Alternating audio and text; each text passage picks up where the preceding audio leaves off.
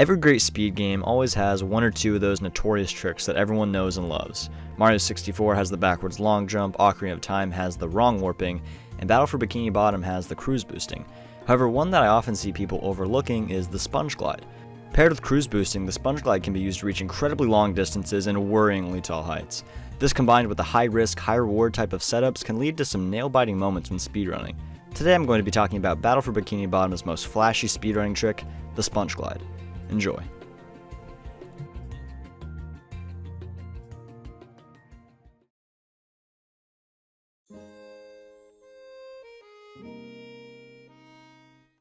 As the name implies, a SpongeGlide can only be done as SpongeBob, meaning Patrick and Sandy are limited once again, and any percent run entails that we complete the entire game from start to finish as fast as possible. Early on, we don't have access to the Bubble Bowl or the Cruise Bubble, so we have to perform SpongeGlides using precise setups like this one in Goo Lagoon. By lining up SpongeBob a certain way and timing and spacing your jumps accordingly, SpongeBob will get stuck after he performs a slam. If Hans, the game's out of bounds detection, hasn't been disabled, he will grab you as he thinks that SpongeBob is soft locked. However, if the player has him disabled, he will stay stuck on the side of the lifeguard tower until he flies off and eventually hits the very end of the level. To put this into perspective, under normal circumstances, SpongeBob has to cross the main beach area followed by scaling the sand castle. Then he must traverse the sea caves, and lastly, he must clear the pier. But by using the SpongeGlide and lining up your positioning just right, you're able to get to the very end of the level in a matter of seconds. After seeing this trick for the first time on Shift's 1-flat-32 world record, I knew I had to try speedrunning this game. You could point the finger at this trick for being my inspiration for even considering checking out this game as a speedrun, and changing my future entirely.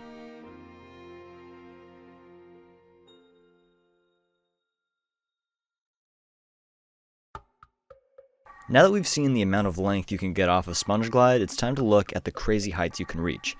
In the category New Game Plus, we start off with the Cruise Missile and the Bubble Bowl, meaning we don't have to fight Robot Sandy or Patrick. This means we have to find other methods to get across their barriers.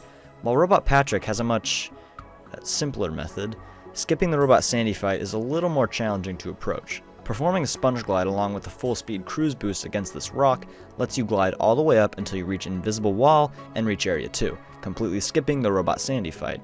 However, missing this trick often leads to a reset run. Not being perfectly straight against this wall causes SpongeBob to miss bouncing off and leads to a sort of soft lock. The only way down is to warp to Bikini Bottom, as once you activate a SpongeGlide, you have to touch some sort of ground or you're not going to be coming back down anytime soon.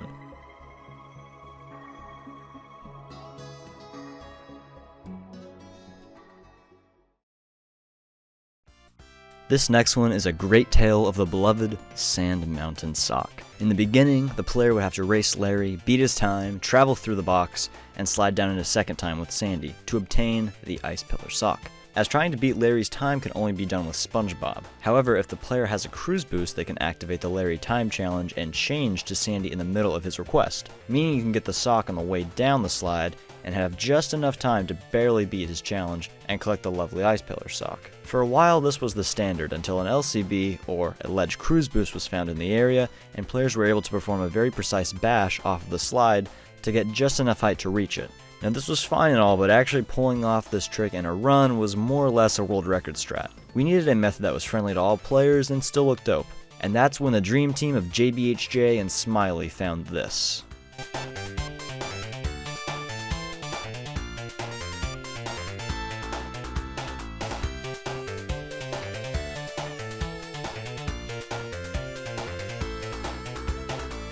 Truly iconic. However, not all SpongeGlides are found on purpose. Many are actually found on accident. Wow. Now this is something new. I've never done this before. I just got a levitating SpongeGlide in Kelp Forest.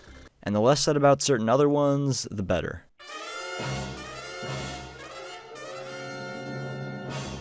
Man, that's just the worst thing I've ever seen.